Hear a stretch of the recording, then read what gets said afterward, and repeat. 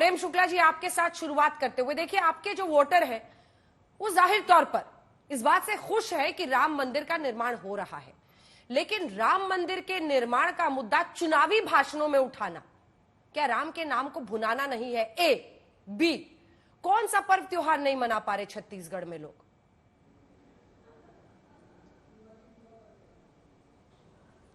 देखिए, सबसे पहले राम मंदिर के मुद्दे पर हम 1989 से भारतीय जनता पार्टी के संकल्प पत्र में राम मंदिर निर्माण की बात होती थी। 2019 तक यही कांग्रेस के प्रवक्ता बारंबार कहते थे मंदिर वहीं बनाएंगे, तारीख नहीं बताएंगे। तो ये मंदिर नहीं बनाएंगे का उलाहना देने वाले, क्या ये उलाहना देने का काम जो है वो भारतीय जनता पार्टी पर व्यंग्य कसना था कि नहीं था? भारतीय जनता पार्टी के मतदाताओं को जो है चुनौती देना था कि नहीं था?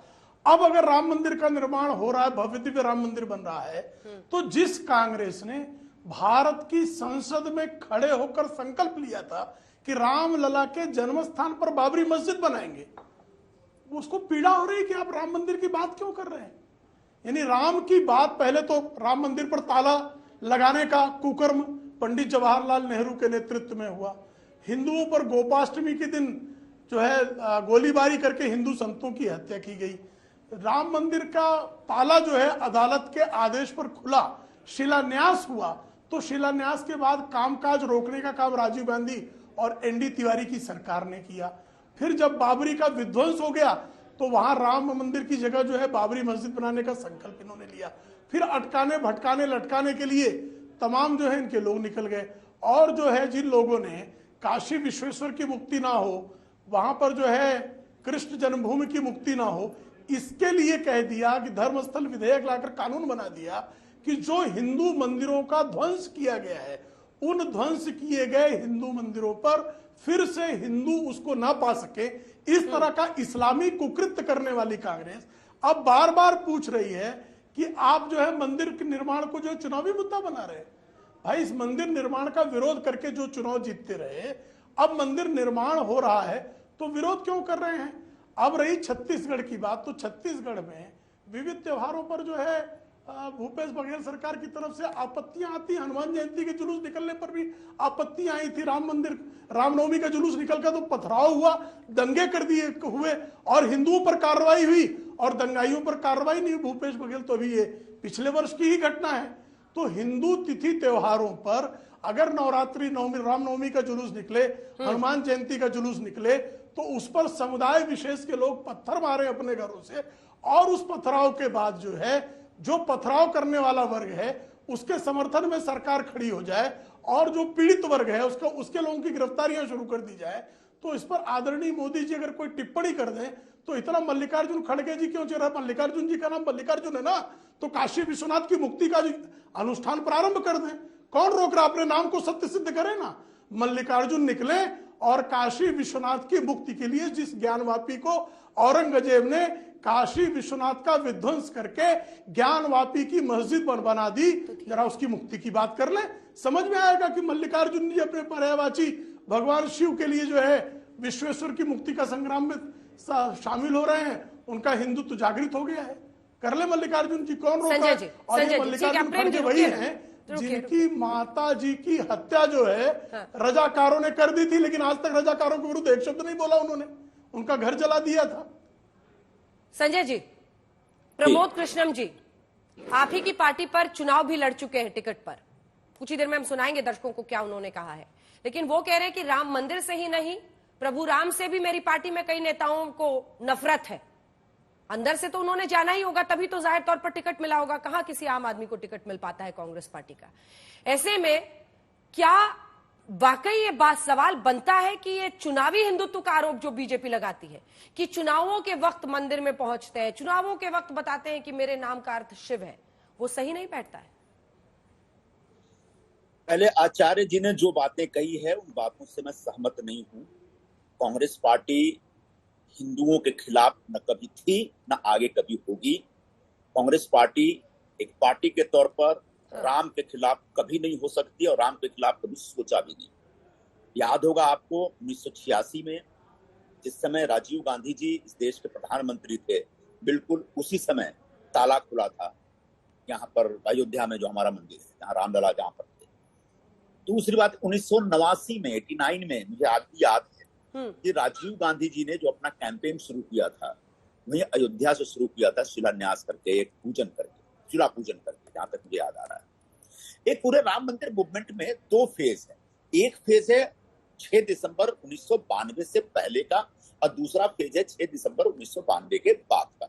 6 दिसंबर 1992 से पहले कांग्रेस पार्टी ने हमेशा एक भूमिका रखी कि यहाँ मंदिर बनना ही चाहिए, और कभी भी मंदिर के खिलाफ कोई बात नहीं की। लेकिन जिस तरीके से मस्जिद तोड़ी गई, उस पर कांग्रेस पार्टी ने एक अपनी भूमिका रखी कि भाई ये एक अनैतिक काम हो गया, गैर संवैधानिक काम हो गया, तो निश्चित तौर पर किसी के धर्म स्थल को तोड़ना पाप है, गुनाह है, और इस गुनाह और पाप के खिलाफ हम बोलते रहे। लेकिन मंदिर के खिलाफ कभी नहीं बोला गया, मंदिर वहां नहीं बनना चाहिए, ऐसा कांग्रेस पार्टी का कभी भी कोई संकल्प नहीं रहा। कांग्रेस पार्टी ने हमेशा एक भूमिका ली कि इस देश में हिंदू हो या मुस्लिम हो, वो अपने अपने धर्म स्थल बनाना चाहते हो, बिल्कुल बनाना चाहिए, लेकिन इसका राजनीतिकरण नहीं होना चाहिए। अब बीजेपी क्या करती है, राम के नाम पे जो वोट मांगने की राजनीति करती है, हम उसका विरोध करते हैं, राम का विरोध हम नहीं करते हैं।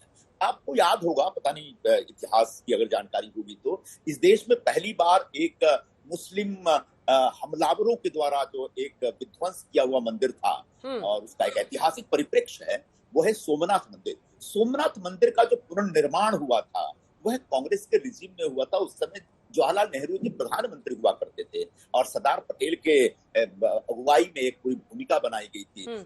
उसके भूमि पूजन और उद्घाटन दोनों अवसर पर उस समय के राष्ट्रपति डॉक्टर राजेंद्र प्रसाद जी स्वयं गए थे। तो कांग्रेस पार्टी के बारे में बार बार भारतीय जनता पार्टी का ये कहना कि ये एंटी हिंदू है, ये सरासर गलत है। यह कहीं ना कहीं कांग्रेस के खिलाफ हिंदुओं को भड़काने का एक कार्यक्रम होता है, एक षड्यंत्र होता है भारतीय जनता पार्टी की तरफ से। जैसे अभी आपने छत्तीसगढ़ के बारे में सुना, छत्तीसगढ़ में किसी भी त्योहार पे किसी ने कोई बैन लगा ही नहीं सकते।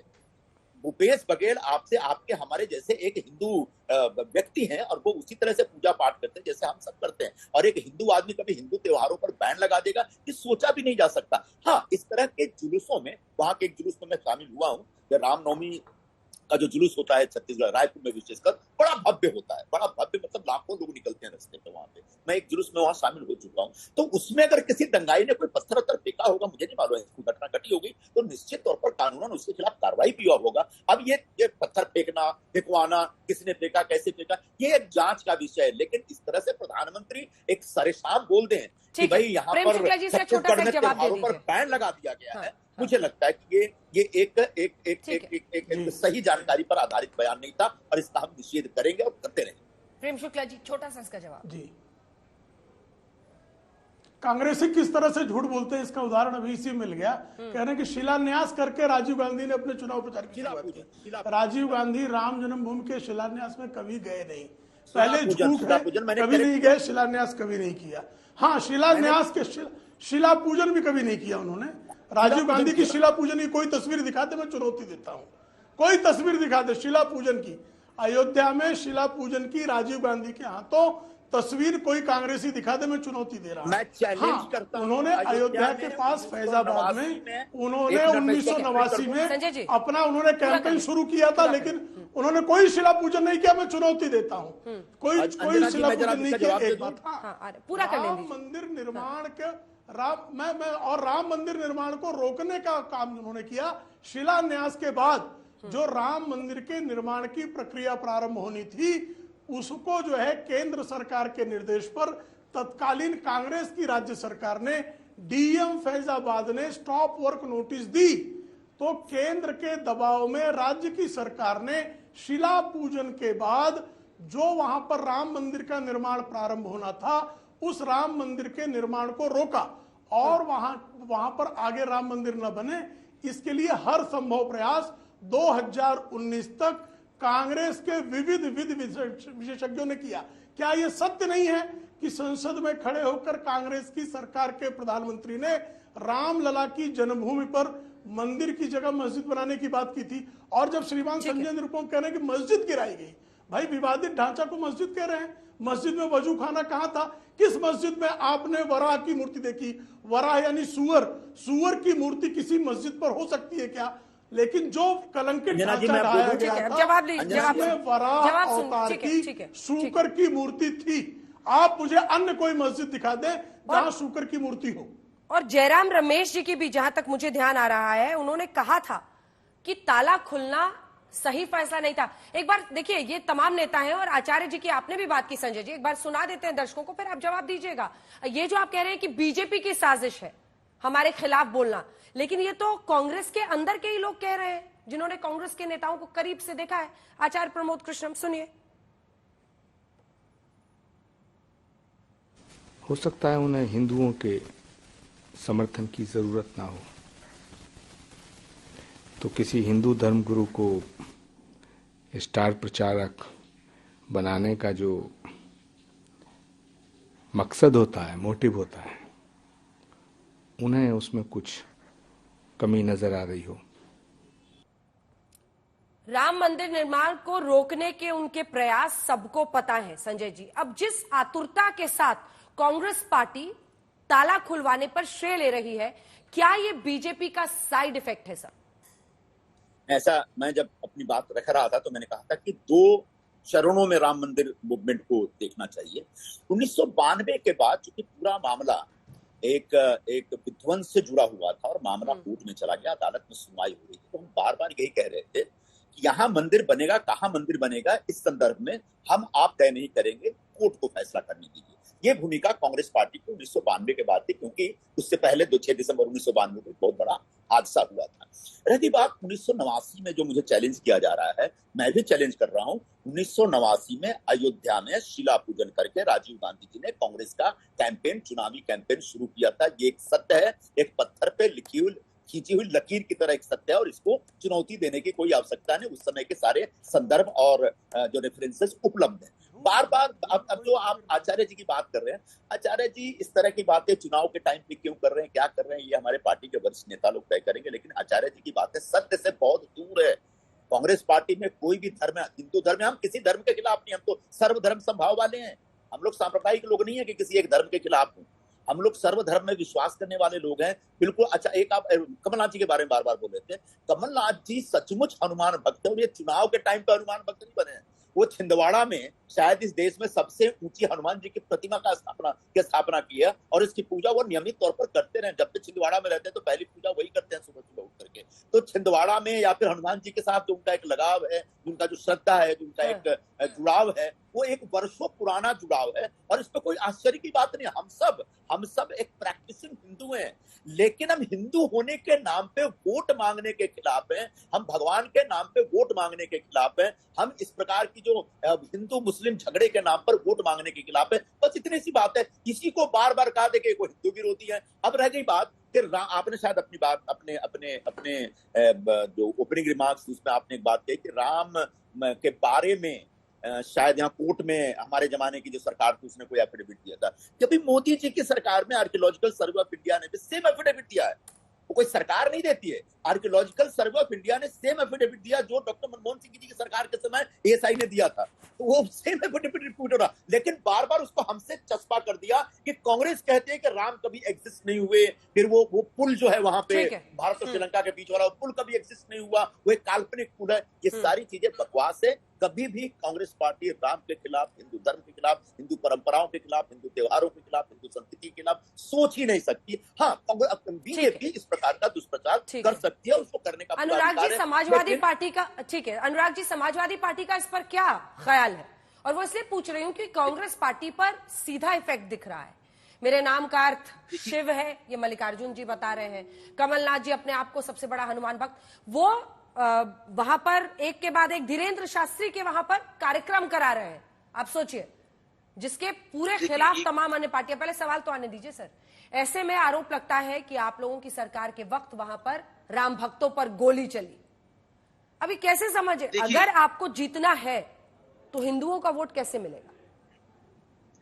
देखिए, एक भारतीय जनता पार्टी के साथ दिक्कत ये हो गई है कि उसको लगने लगा है कि अब देश में उसकी सरकार नहीं आने वाली है, ना प्रदेश में ना देश में। तो हताश और परेशान होके वो देखो धर्म की राजनीति पे आ गए। धर्म हमारा आस्था का विषय है और भारतीय जनता पार्टी के लिए राजनीतिक विषय हो जाता है। बस फर्क कितना है अंजना जी, पूरा देश अब समझ चुका है। इनके लिए आस्था का विषय नहीं है, ये फोटो मांगते हैं, फोटो दिखाइए किसकी पूजा करते नहीं करते। इस हिंदुस्तान के अंदर में कौन ऐसा व्यक्ति है, चाहे जो जिस जाति धर्म का हो, सभी अपने अपने धर्म की पालन करते हैं। जिसकी पूजा पद्धति है वो पूजा करते हैं, जिनकी जो मुस्लिम भाई हैं वो अपनी मस्जिद में जाते हैं, बौद्ध अपने हिसाब से करते हैं, ईसाई अपने हिसाब से करते हैं, जैन अपने हिसाब से करते हैं, सभी अपने अपने हिसाब से करते हैं। लेकिन भारतीय जनता पार्टी के पास जनता के लिए कहने के लिए कुछ नहीं है। देखिए अभी 30 मिनट की करीब डिबेट हो गई। सत्ता 8-10 साल से करीब भारतीय जनता पार्टी की है। भव्य राम मंदिर बन रहा है, सर्वोच्च न्यायालय के आदेश से सबने मान लिया, बन रहा है। लेकिन ये उसमें अड़ंगा लगाना चाहती है भारतीय जनता पार्टी, अभी भी उसके नाम की राजनीति करती है। अब जनता की बात कब करेंगे? प्रभु राम की बच्चियां ठंडी में ठिठुर रही हैं, 12,000 से 18,000 उनके करने के लिए तैयार नहीं है। आप वो न्याय मांग रही है कि मैं 100 डायल में काम करती हूँ और मुझे 12,000 से 18,000 कर दिया जाए, मैं 24 घंटे में मुझे 15 मिनट का लंच नहीं मिलता है। तो उनको ठंड में ठिठुरने के लिए आपने उनको बैठा दिया है चौराहे पे, वो पार्क में बैठी धरना दे रही है। क्या प्रभु राम की बच्ची नहीं है? प्रभु राम की बच्ची के बारे में कभी नहीं सोचेंगे आप कैसे राजनीति करना चाहते हैं? वो प्रभु राम की बच्चियां जो गिड़गिड़ा रही हैं कि मेरे साथ न्याय कीजिए, दिवाली आने वाली है, हम अपने घर में अपने बच्चों को कैसे मिठाई खिलाएंगे, कैसे दिवाली मनाएंगे, कैसे दिया जलाएंगे, क्योंकि मेरी सैलरी जो है उससे मुझे पूरा नहीं पड़ता है। 12,000 होते क्या है? कितनी महंगाई है? इस पे आप चर्चा नहीं करना चाहते। क्यों? क्योंकि आप जब इस पे बात करोगे तो आपकी पोल खुल जाएगी कि आपने 10 साल में सिर्फ जनता के असली मुद्दों से उसका ध्यान भटकाने का काम किया। चुनाव आते ही आप प्रभु राम का नाम लेना शुरू कर देते हैं, लेकिन प्रभु राम के साथ में जो उनके बच्चे उनके बारे में तय नहीं है, उसके बारे में कोई चर्चा नहीं करेंगे। ठीक है। भाई आप बताइए, आपका जनता के प्रति कोई जवाबदेही है कि नहीं है कि हमेशा मंच से